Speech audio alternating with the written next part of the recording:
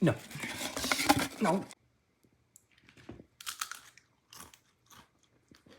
These Pringles are still good. So, like, it's been a hot second since I've made any reviews on stuff. And there's kind of a big reason for that.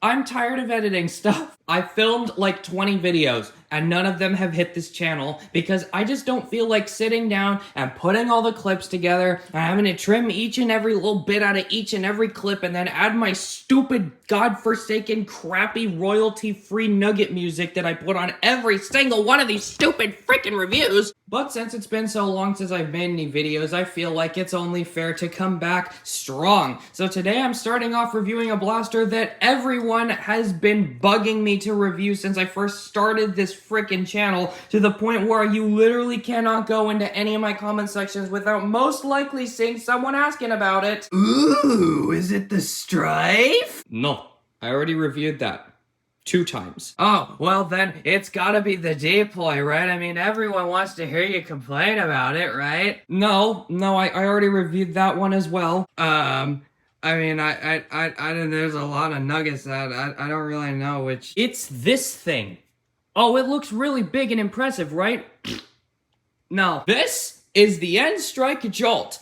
Now it's the Elite Jolt. And now it's still the Elite Jolt, because when they did Elite 2.0, they completely ruined this thing, and they've changed it again in N-Series, so it's not the Jolt anymore. So all things considered, this is still the most recent version of the Jolt that you can get, even though it probably isn't going to be blue. And this blaster is so amazing, and people want me to talk about it so badly because small. And I'm not talking about like small, I mean small. Here's the Dart Zone Blitzfire for comparison. A conventionally small sidearm when compared to pretty much everything else on the market. Small. And yet, with how tiny and unimpressive this looks, this is still 100% serviceable in modern Nerf wars today. Let's talk about it.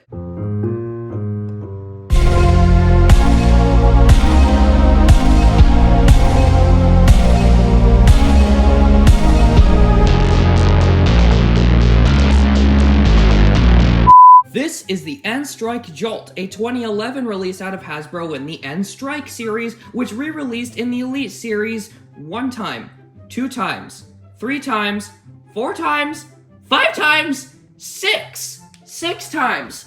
That's how many versions of this there exist in the Elite series. First you have the blue one, and then you have the orange one. And then you have the orange clear version, and then you have the clear version, and then you have the green clear version, and then you have the blue clear version.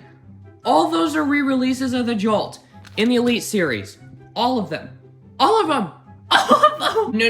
No, there's 7.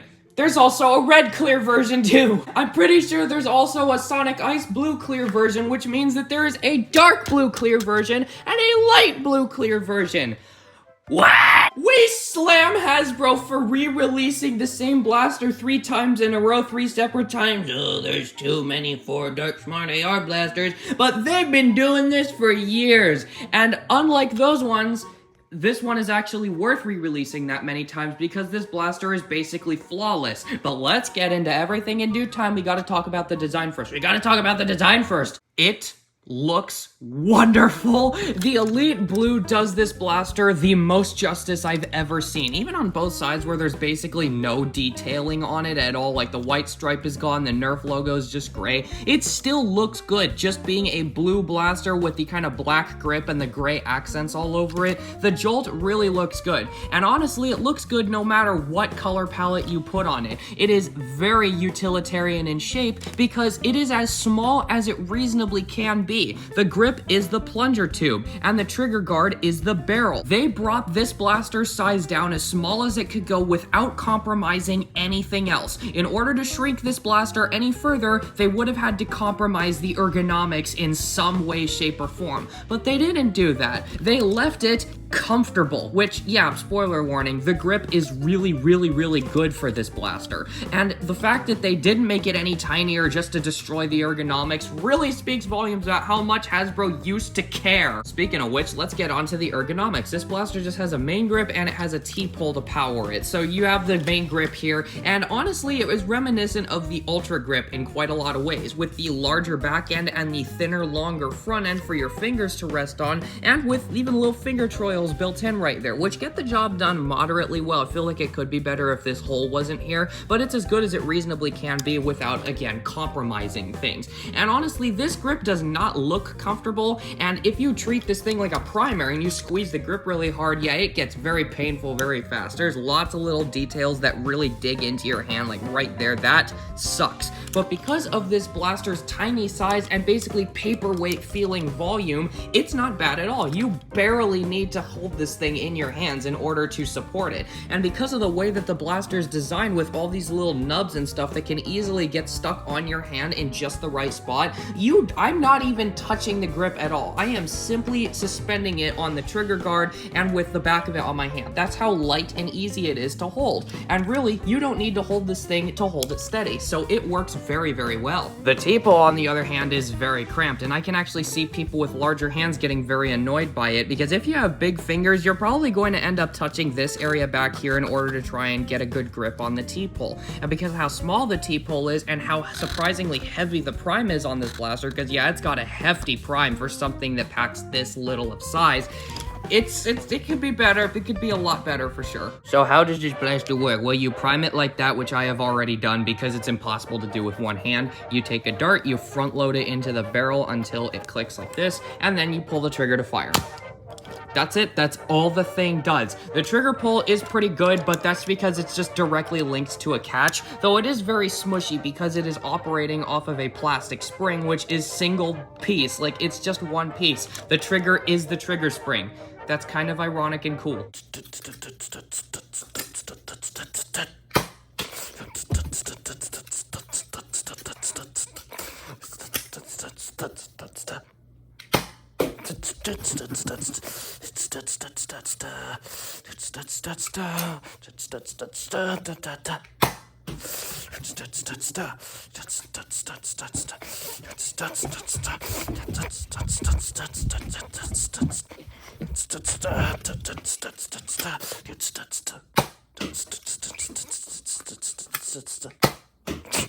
So what mod potential does it have? Not too much. You can kind of take the air restrictor route and maybe increase the spring load, and that's about it. Because of the way this blaster is built with no screws, basically the thing's just vacuum pressed together and then solvent welded all the way around the shell, you can't really get into the internals to change how the blaster functions without completely destroying the internal mechanism and having to start over from scratch. So with mod potential, I wouldn't really say that this has much of it, but honestly, that's not where this blaster's strong suit is. This blaster is useful because it's tiny and it works surprisingly well. This is one of the very few blasters that you can easily just take and hide in your pocket without even thinking about it.